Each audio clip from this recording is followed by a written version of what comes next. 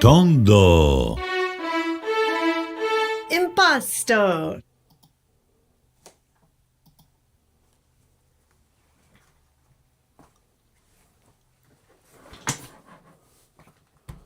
Are we alive? We are alive, living human beings, and we're Okay. live. Okay, Chin, chin. Good morning, good morning. Good morning, Dobro utro, good day, buongiorno. and good evening if you're watching this at night or listening to us. And we want to welcome you warmly to this 31st official episode of Tondo Impasto. My name is Amy, I'm Kras. and we are related, if you couldn't tell. Father, daughter. Right, I'm not the father, you're not the daughter. And we've been going at this for a while now. We are cataloging our family's legacy. We are discovering all kinds of interesting things. You are remembering all kinds of interesting things. Yeah, And it's become a daily practice for us. yeah, and kind of a meditation for me. And it's very, very interesting, you know, most of these things I haven't seen. Being away from my parents for so many years. But they did unbelievable things. So now is the time to discover everything Yes, and put it together. yes. Yeah. We set out to take on this very big project, and the timing of it really kind of fell into place. Yeah, I was living far away for many years. yeah, It's like a full circle moment for me coming back here to Arizona, and so it's a kind of a honor, and I'm so grateful because, you know, we just have the ability to do this now. yeah, My children are grown. yeah, the big man. They're men, boys, not men. Yeah, And the thing I wanted to say is that this is our last live stream for this week. Tomorrow I am flying away for a few days. So we have pre-recorded some really cool stuff. yeah, yeah, We found a book of honor. yeah, So you're going to have to tune in tomorrow, same time, to learn about this book of honor that we found in one of the boxes. And you had asked, well, hey, when you're gone, can I come and I'll open some more boxes up? So I'm trying to figure out, we got to pick which ones if we go from here or something. And then you can just... okay, we'll figure it out. Well, maybe the easiest one is the one on the top. Okay, but here's the question. If the one on the top is with Yova ceramics, what do we do? And then we'll... Should maybe we start with the ceramics, or? Yeah, we can do that. Why not? So we can make it little interesting, you know, like painting, ceramics, and A little bit of variety. variety. Yeah. So it's not going to be monotonous. Yeah, I mean, do you guys think this is monotonous? Well, I hope not. Yeah. We're new at this. We're not professional archivists. We're not, art historians. We're not credentialed critics. We're not the people that have those like special letters behind their name because they got all of the certifications and things like that. We are just regular human beings. Yeah, Talking about what we see. yeah. And putting everything together, you know, for our kids, grandkids. And so one day, you know, they can see the whole line of, you know, their grandfathers, and because it's a very artistic family, you know. And the the youngest one now, it's my granddaughter, Isabel, No, she's not the youngest. from the art. Oh, well, I would argue that the other one, I don't know if we should name their names, but she's also very artistic, wants to get into film direction. Yeah. So that's also artistic. But But you're talking about like with the hand. yeah, with the hand, Yeah. she's acceptable. She's unbelievable, Exceptional. exceptional. Yeah. And the things that she did about 2-3 years ago, a portrait of me and her grandmother and stuff like that, scenery from Arizona. She just like graduated from Academy of Art. It's so good. I mean, So good. Yes. You know, maybe when we do the Arizona exhibit, we have the generation. So let's see, it would be grandfather and granddaughter yeah, exhibit. yeah, And even put some of your Arizonas in there. Yeah, So yeah. it's 3 generations of artists. yeah. You have some Arizona paintings, right? Well, not really. I'm not into the scenery and stuff like that. So. Well, you have one that's amazing, the Grand Canyon one, Oh yeah, definitely. right? Yeah. So we can curate and make a really cool exhibit, and everyone will have to fly to Yeah. Arizona to see it. Well, so the thing about what we're doing, it's kind of interesting because we've gone from the Kintsugi to the Ikigai. So the Kintsugi was that philosophy of, well, let me just show a picture. And I want you to see what I'm showing. See this thing right here? Yeah. Yeah. So that is a broken piece of pottery, and they've glued it back together, but that chip and the loss of what happened is not, they don't cosmetically repair it. Yeah. They show it. It's the golden repair. Yeah. So and I'll show another one here, like when you go real close, you can see that, see right here, how all of the little chips, Yeah. they're putting it all together, but not hiding it Yeah. with invisible glue. They're showing it. This is sort of another just depiction of the broken pieces, and then when you're missing a piece, you see how they fill it in Yeah. if the piece is missing. Yeah. Kintsugi. I hope I'm not mispronouncing it. It's It's a Japanese concept. It's very, very decorative and the happenings become a part of the design. Yeah. So.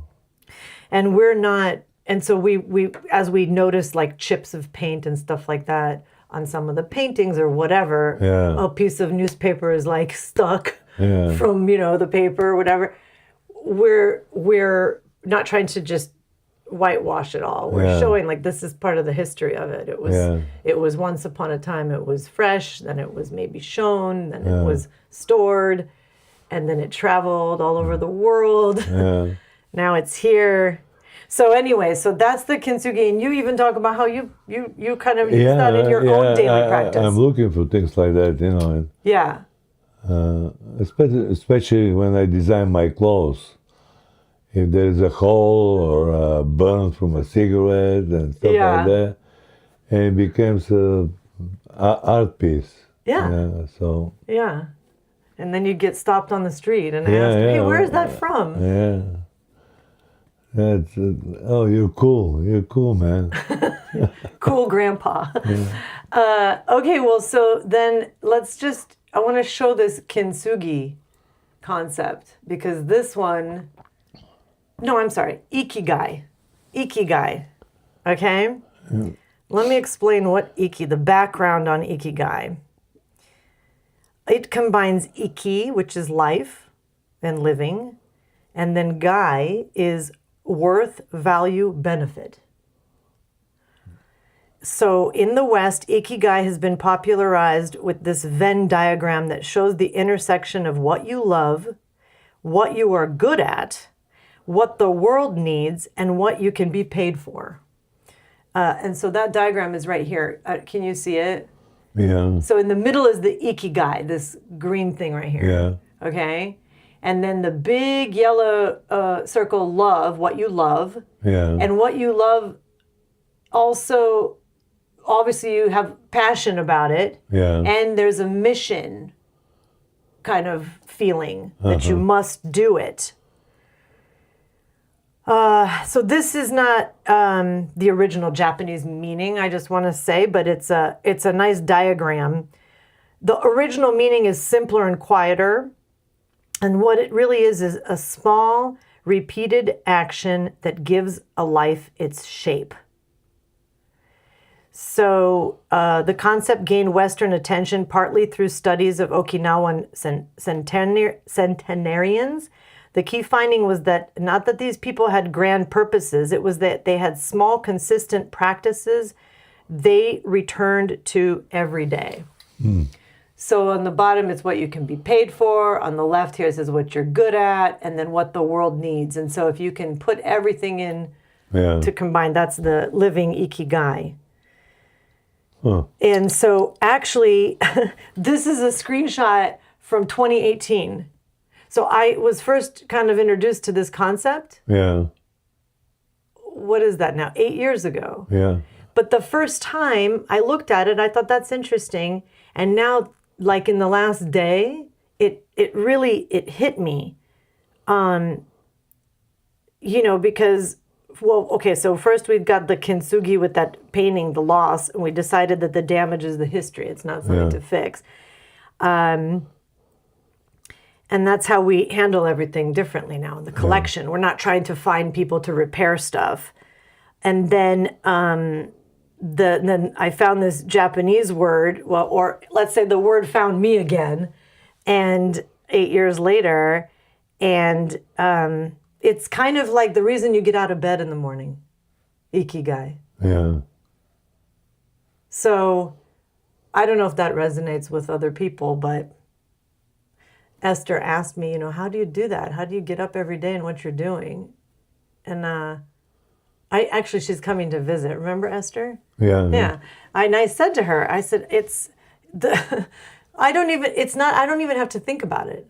We're just doing it now 31 times. Yeah. Plus the 15 before that. And so it's just become our routine. Yeah.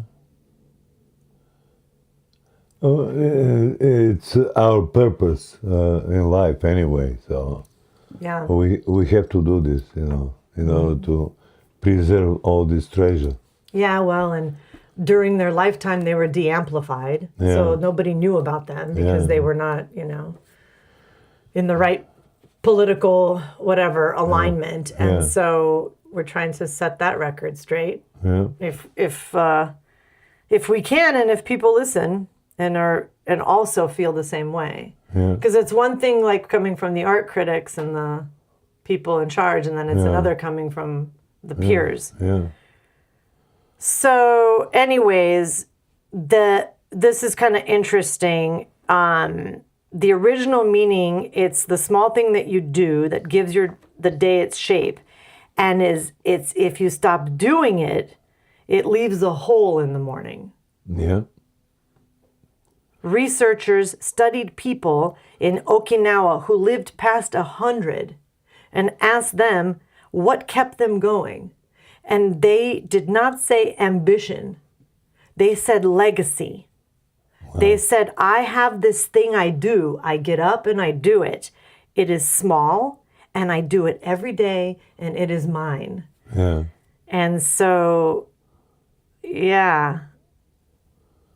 I read that back in 2018, but it didn't penetrate and stick. And so now when I pulled the article back up again, I realized that we're living this. We're sitting here at the same table every day. Same camera and same questions. Yeah. Right? That's right. So that is not a schedule. This is a form of love. Yeah. Yeah, it became part of our life in a sense. We started it, you know. I'm looking every morning for it, you know, so it can be, so I can come over here and discover things. So it's nice.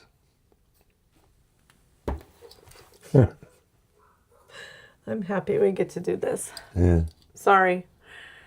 I didn't know there's a word for this. It's called Ikigai. Yeah. Oh, these guys are unbelievable, the Japanese, you know. They're very deep. They are.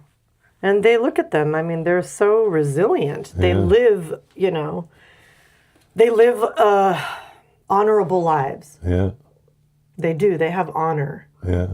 Something we're kind of missing now in this today's messed up society. A lot of lying, cheating, and stealing. Yeah. Anyways, okay, well, back to the miniatures. Shall we begin with the first one? All right. So, you can look at it. It's there. Boom. This is our first one of the day. Wow. Is that a mountain peak? Yeah, it is. You think it's in Arizona or? It looks like, you know, color-wise and potentially. the forms of the mountain, it looks like Arizona, yeah. So Claudio has written a little description here. Close your eyes. A mountain rises out of darkness. The summit catches light, white and pale gold, the kind of brightness that happens when the sun finds one thing to land on and ignores everything else. The peak is not sharp. It is, rounded, heavy, a shape that's been there longer than anyone remembering it. And on either side, the land falls away in deep green and black. Let me show here's the close-up in the studio. Below the mountain, the foreground is warm, ochre and gold yellow, a dry field or a valley floor. Yeah, I think so. With small flecks of red and pink scattered like wildflowers or scattered like the painter's way of saying the ground is alive even when it looks still. Can you see that close-up on it? I can, here's how it looks on the screen. Yeah. Could be Arizona. No, it's got to be Arizona. Definitely, because the way this mountain is sticking out, it's Arizona. That's not a Bulgarian mountain range. No. The sky behind is dark, almost stormy, pressing down, which makes the lit summit glow harder.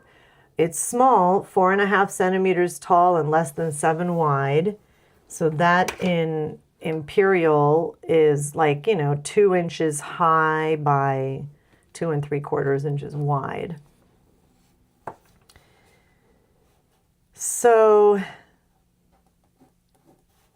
but Claudio wrote, the mountain does not know it is small. It fills the space the way a mountain fills a valley, by being the only thing worth looking at. Boris painted this way he painted everything. Fast, decisive, no going back. The knife moves and the paint stays where it lands. There is an amber-colored drip on the mount below, the painting dried and old, probably from the studio. I don't know. There's paintings there's drips all around this little frame, but that's okay. That's okay. So that is the first painting, and that one is number 151. 151, people. Wow. Good condition, though. Yeah, very good. No signature, no stickers, no markings. That's usual for him, so yeah. Nothing surprises me. Yeah, Claudio's asking, could this be Bulgaria or Arizona? So I think we're gonna have to go with Arizona. No, there's nothing like that in Bulgaria. Yeah, just because it kind of matches the other batch of Arizona ones that are in previous episodes. By the way, please subscribe. Please subscribe. We've been talking about, for a few times, we've been talking about subscribe so we can get to 50, so we can go to the storage facility and, and all this. And I'm second guessing that and thinking maybe we got to sit here at this table. Yeah. I don't know. We'll see. Okay. We'll decide, but so no promises anymore. Even if we get to 50, maybe it's we'll see. All right, number 2. Number 2 is boom.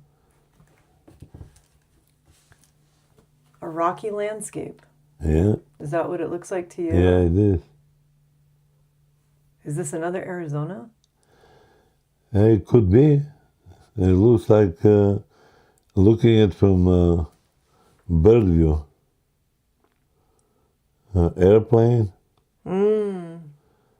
That's when I fly over Arizona. That's how it looks like underneath. Yeah, that's really good description. Yeah.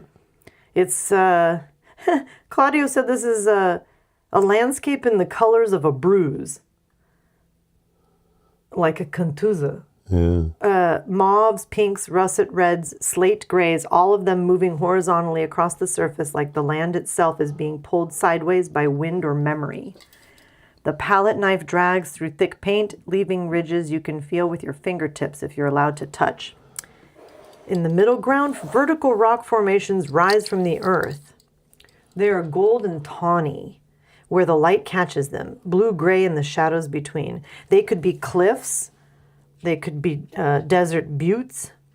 They could be the kind of rock formations that show up in places where the earth has been cracked open and left to dry for 1,000 years. Yeah, it's typical Arizona desert. There's the close-up shot. Yeah. Okay, so a strip of bright yellow light sits on the horizon like a door left open at the far end of a long room. Above it, lavender and pale gray. The sky is not the subject. The land is the subject. The rocks are the subject. The dense, layered worked over surface that Boris built stroke by stroke, pressing and dragging and pressing again until the paint itself became a terrain. This is the first near square image in today's batch. Almost as tall as it is wide. Gives the painting a feeling of containment, as though everything in the landscape has been held inside a frame it barely fits. The warmth of it is dry. The air in this painting has no moisture. So I feel like those are rock formations that are... Yeah, it looks like I'm flying with a plane and those small windows. You're watching it from above. That's what it looks like to me. Aerial view. Yeah. I remember that he would do this thing. Maybe tell me if my memory is correct, but he would be like painting and then sometimes he would like close one eye or something, or did he do that? Or I feel like you do that, or you'll sometimes like squint a little bit, like to kind of soften, so it's not like just to see like a softer version. Yeah, I'm not aware when I'm doing this. Oh, really? I've seen you do it.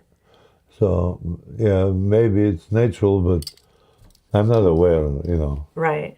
So well, he's doing it. Yeah. I don't know. I kind of remember him doing like. Yeah. Well, that's probably all the artists doing it. Yeah. So something. So I guess that definitely does not put me in the category of artist because I'm like observing more, right? Yeah. Citizen journalist. I will add the word curator to my list of talents because when I put these together, I look at them and I decide, like, which one do I want to start with and which one do I want to end with? Yeah. It's kind of fun. Yeah, it is. I don't know if it's the right order, but when we did the art show for Yova in 2018 for her ceramics, Violetta, the art historian, she said when they were asking for the printing of the program and stuff from the museum, they said, well, what do we say Amy is? And Violetta said, she's a curator. So I got that credit as a curator. Oh, you got a title. I got a title. Yeah, well. But it was excellent. The whole show was beautiful. We will show that. We've got so many fun photos and videos and things like that. So we will definitely show them.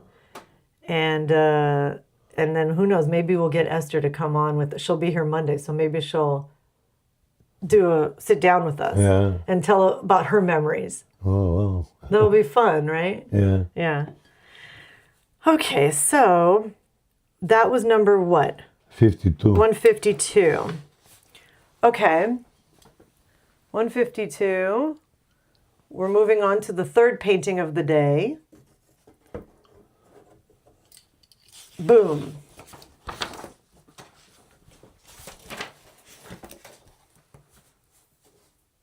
And I can show you this one is quite dark.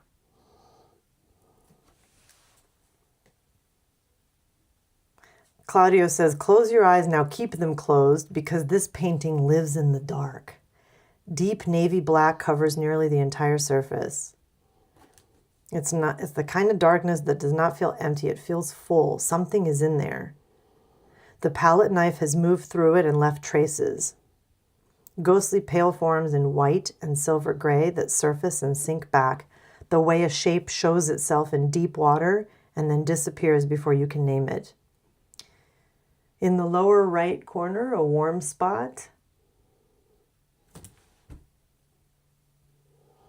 Wow. Wait, no. I'm totally reading the wrong one again. I'm so sorry, you guys. You guys got a sneak peek at the next one. Huh. So this one is almost the whole painting is dark. Deep green and black pressing in from every direction. Happens in a landscape when the sun is behind you and every surface that faces away from the light goes to the shadow. So that's the one right there. And then in the center, the knife finds gold.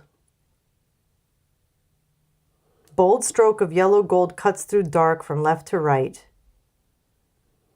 Above, a splash of orange red, vivid and sudden, like a fire glimpsed through the trees or the last 10 seconds of a sunset, when the color is too loud to be real. Small painting, again, 4.5 by 6 centimeters. I don't know, what do you think? I don't know. When I looked at it, I said, well, it's probably Colorado River in Grand Canyon. It looks that way, that, and because that water on the bottom, it's very strong, going through. It's moving. It's moving. And those rocks and stuff like that, it's typical the bottom of the canyon. Yeah, and you took him to the canyon. Yeah. And he was overwhelmed by it. Yeah.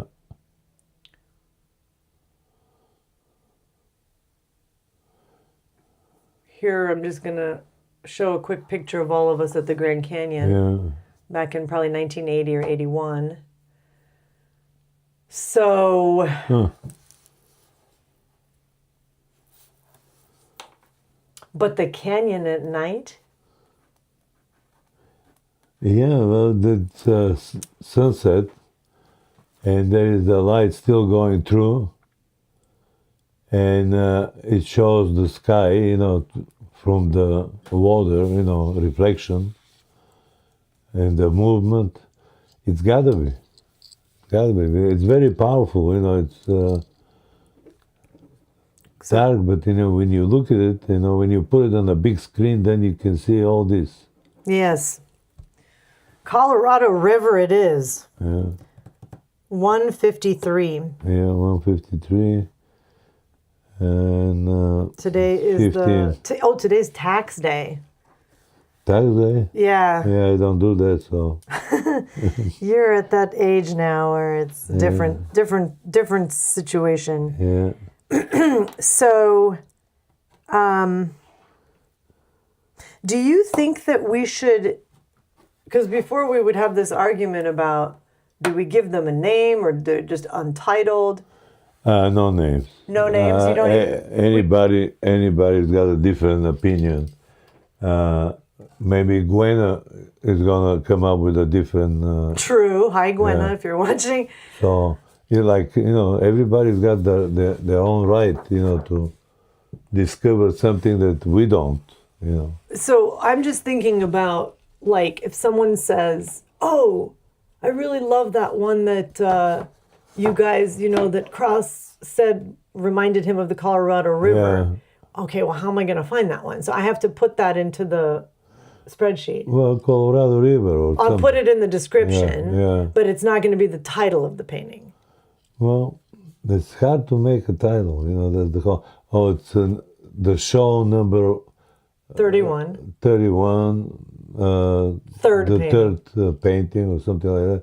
So that's the way to find it. Yeah, that's what I've been doing. I actually, just a couple of episodes ago, I realized, oh, wait a minute, I got to put the order of appearance too. Okay, so now this one is the dark one. Boom. Wow. This is the one that the painting lives in the dark, and then this deep navy black covers nearly the entire surface. Darkness that does not feel empty, it feels full. Something is in there. Wow. So don't you think that this is part of a cosmic? It could be cosmic, but it could be, again, Arizona at night. But you know what? The rocks. I will tell you that cannot be true. You know why? Why? Turn it around on the back. This was part of an exhibition. 42. So that's before. But we don't know which exhibition was that. Oh, yeah, I guess that's true. Well, he took everything back to Bulgaria from here, so I'd never seen this, But, the colors of the rocks and the night and, the darkness, it's almost, like, to me, it's like Arizona. It is cosmic because this is a cosmic place to begin with, Yeah, that's true. Yeah. The whole topography, the landscape. Yeah. So we had marked this with Claudio as an abstract. It could be, but I see a few things that it's very realistic to me to be an abstract. The structure of the stones, and it could be out of space, but Arizona is out of space. It's completely different than anything else around the world. It's a very unique place. So,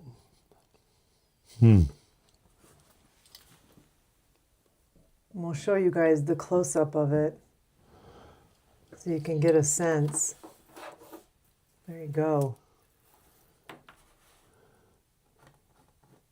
And I wrote down number 42. that's 153. That's 150. Sorry, the number 42 I put here, which is oh. on the verso. Remember the recto verso? Yeah. So it is just, I don't know. I mean, this one really took my breath away. Let me show you how it looks here with the, can you see? Yeah.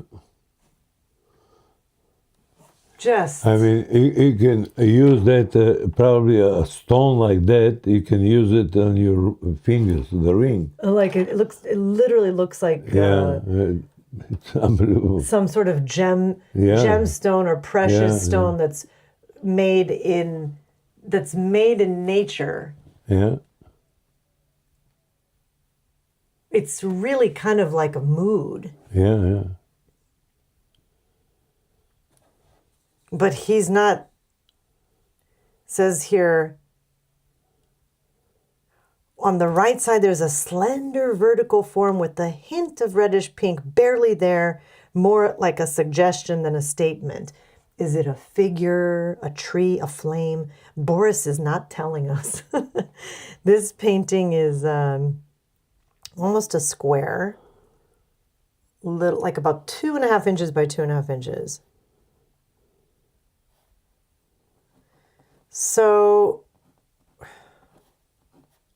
okay, are you good with keeping this abstract, or do you want to call this a landscape? Yeah, you put it as an abstract because, you know, that gives you more freedom of thinking. Mm-hmm. So you can put it like I think we leave it, as abstract. Yeah.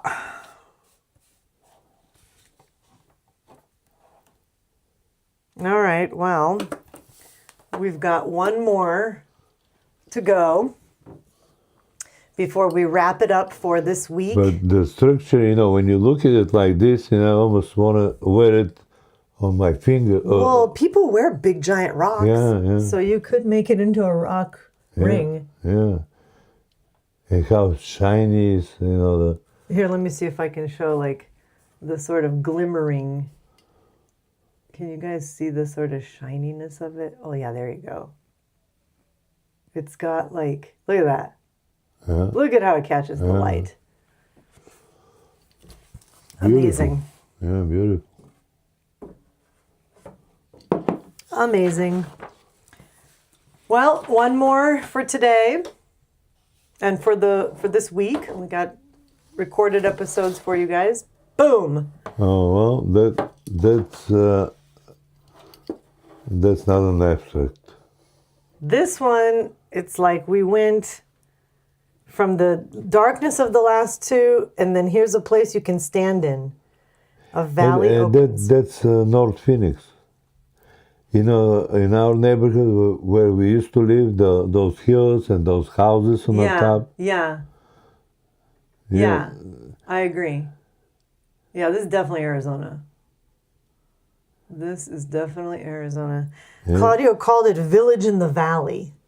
Yeah, the Valley of the Sun, but there's no sun, that's at night. Mm-hmm. Or maybe like dusk or dawn. Yeah.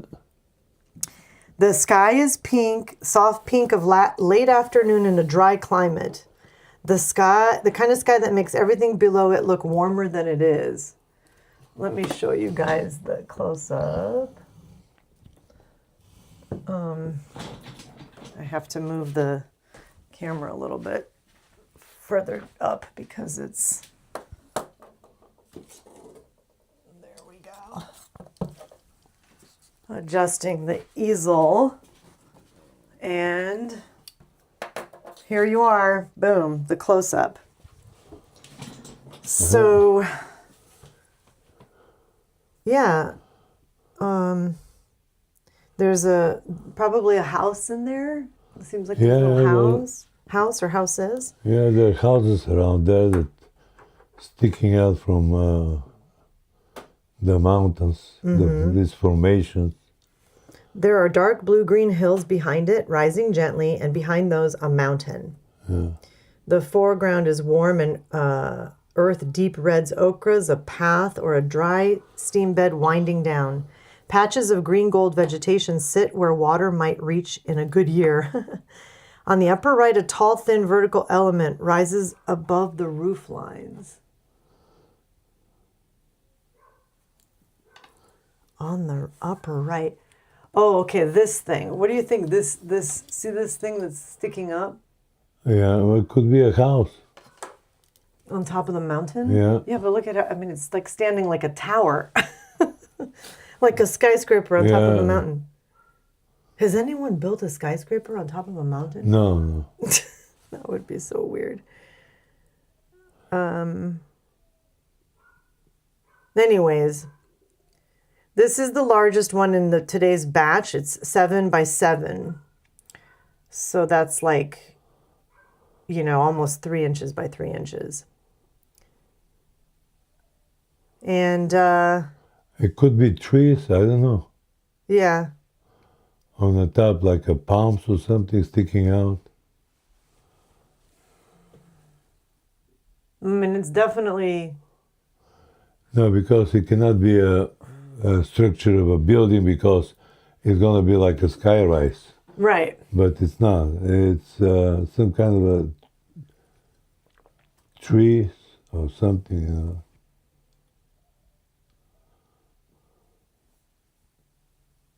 Or it could just be that there's a cloud passing through the mountain, and so that's just getting covered up a little bit from the clouds or something. We do get some pretty beautiful popcorn clouds here, so that could have been the thing as well, that he was noticing, and so we think it's something separate, but it's actually just part of the mountain. But color-wise, it's unbelievable. Yeah, no, these are... It's incredible. These are...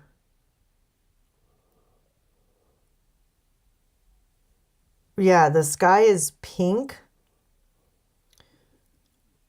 And there's dark blue-green hills behind it.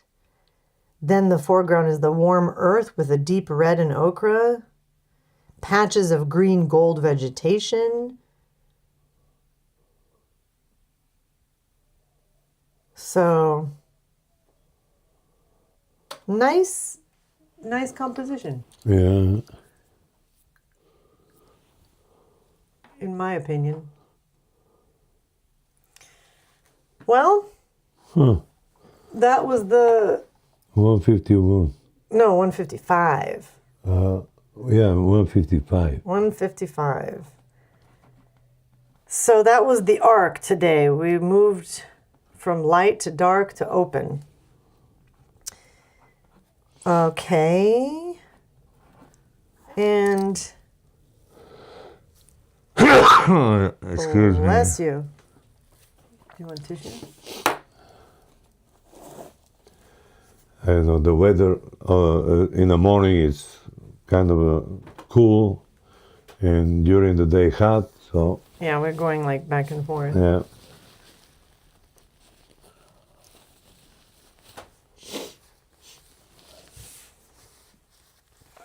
Well, I'm just going to take a quick peek here at the chat because Theo said, engage and look at your chat. So let's see if there are any comments. No, that's for the top fans. Okay, I can't figure it out. But at the end of each episode, before we say goodbye, we'll look and see if someone said something, and then we'll talk with them. All right. Is Theo watching us? He must have seen us because he said, he wrote me and he said,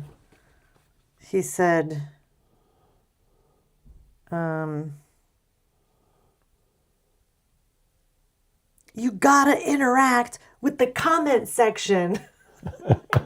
And then 2 red exclamation points.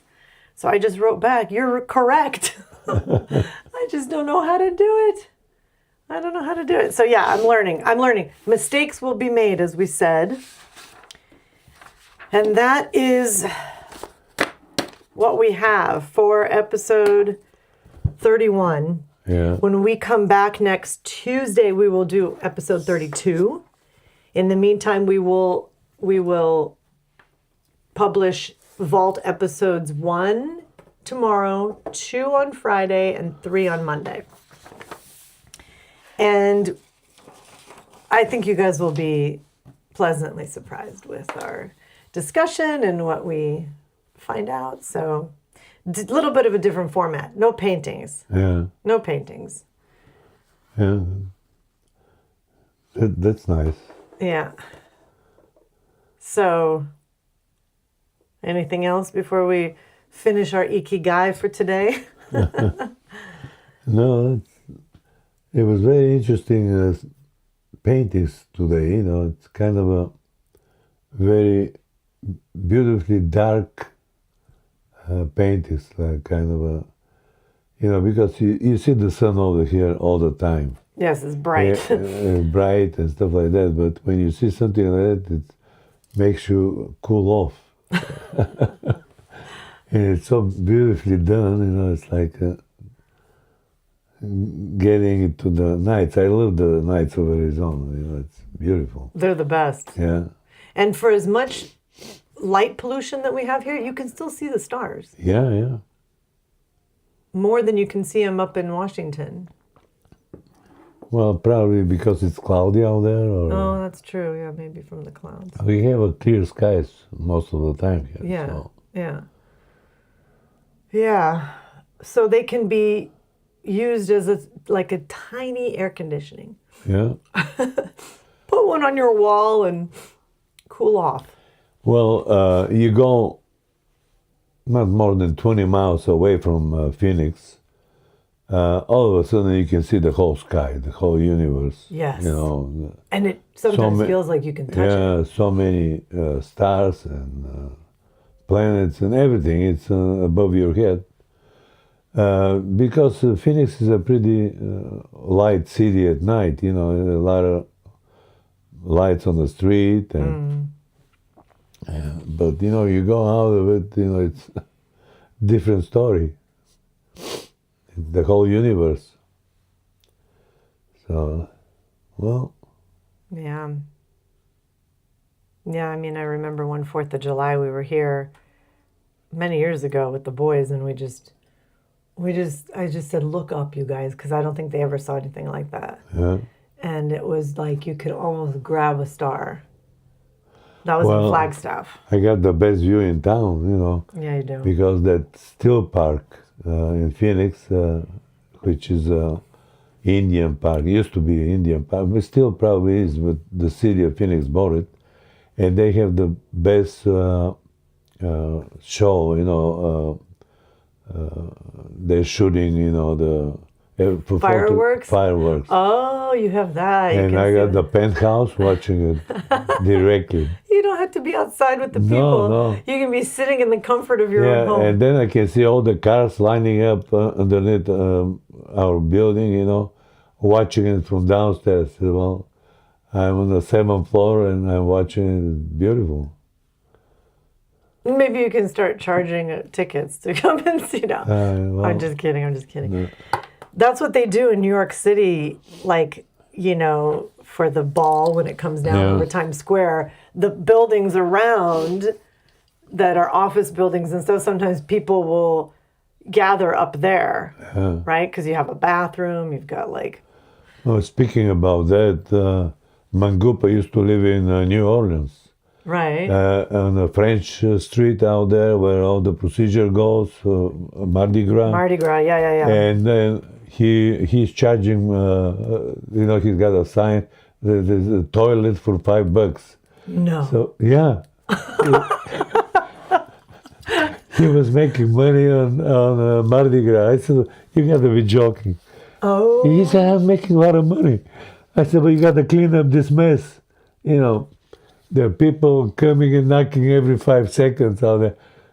And he's got a balcony, he's watching the procedure out there. But people are ringing and knocking on the door. He was on the 2nd floor. Okay, so he put a sign. Yeah, a sign downstairs. But they were lining up for it. Yeah. This guy yeah. is just an absolute character. He's hilarious. It is hilarious. Yeah. And he did it every year. He lived there probably. Yeah. He was like, I'm going to make some money. That's what he was waiting for. And not that he needed it, but it's part of his thing, like Baiganio. Yeah, he's like a Baiganio. Yeah, he's got to make money, no matter what. And it's incredible, That's really fun. Did he ever have any children? No, I don't think so. He never been married. He had a couple wives, but no children that he knows about. No, we don't know. I don't know anything. I don't think he's got any. But he married one of the richest a woman in Santa Barbara. He used to live by the mansion. I think he went out there. I remember. Yeah. I remember And he was unbelievable. So many stories about him. He wiped up so many cars, getting drunk at night and going to the streets out there and going like this. And he had so many tickets, and so finally, I don't know how they stop him to drive, because when he gets drunk, he doesn't know what he's doing. It's so dangerous. I mean, Yeah. he never actually hurt anybody, I don't He think. didn't. But just property damage. He hurt He a was lot like of a cars. pinball, like. Yeah, stepping into the line of cars that are parked. Oh my goodness, Mangupa, Yeah. may he Yeah. rest in peace. I guess his wife had enough with him and said, "Oh, Throw you him better go," because they had a good name out there. They were the top of Santa Barbara. Yeah, he's a liability. Yeah. Well, okay, so I know you've told some funny limo stories. I'm going to add another subject is the Mangupa stories. So, Yeah. because I know there's some funny ones that people will be entertained by. But shall we stop for today for now? Yeah. And, okay, well, All right, well, ciao ciao. Ci vediamo domani. yeah, and well, yes, but not, we'll be here tomorrow, but recorded. Oh, yeah, you're leaving tomorrow. Yeah, so recorded. Yeah. But thank you so much for hanging out with us. We have a comment from the comment section. Yeah. Hello from Pennsylvania. This is from Gwenna. Love that you're living Ikigai. And is that everything? Because you put a comma afterwards. I wonder if Gwenna sent me that back in 2018, that article. It's possible because she's an encyclopedia. She's amazing. She's better than Claudio. How do I give you a heart? Here, did that work? I don't know. I'm trying to respond. Oh my gosh, this is our first comment. Yay! 31 episodes, and I love it. Okay, well, thanks a lot, and everyone take care. And I guess, that's it, right? Yeah. Is she back She's in Pennsylvania. back to Pennsylvania? Yeah. Oh, I didn't know that. Yeah. Her old house? Or? No, they moved. Well, no, because they were in Delaware before. Yeah. Yeah, like with us. Yeah, that's right. We were all in Delaware together. Yeah. That's where we all met. Anyways, all right, so bye, everybody. Bye, Thank everybody. you. Yeah. Have a good one. Tondo Impasto.